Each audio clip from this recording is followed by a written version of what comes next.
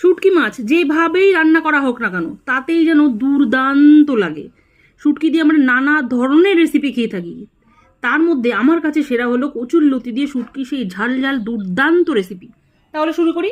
প্রথমে কচুরলতি কেটে ভালো করে ধুয়ে নিলাম। এই ফাঁকে লোটে শুটকিগুলোকে গরম জলে হালকা ভিজিয়ে নিলাম।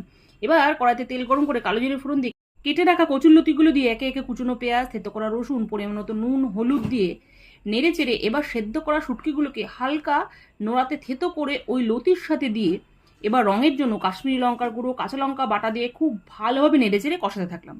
কষাতে কষাতে লতি থেকে প্রায় তেল ছেড়ে এলে সামান্য পরিমাণ জল দিয়ে চাপা ঢাকা দিয়ে দিলাম। কিছুক্ষণ পর লতি প্রায় সেদ্ধ হয়ে গেলে বাস এবার তো পরিবেশনের পালা। বলছি, এই রেসিপিতে কিন্তু তেলের পরিমাণটা একটু বেশি লাগে। এই রান্নাটা একটু ভাজা ভাজা আর একটু ঝাল ঝাল হবে। বাস দুপুরবেলা গরম গরম ভাতের সাথে একটু কচুরলতি নিন, ভাত মেখে মুখে দিতেই মনে হচ্ছে অমৃত।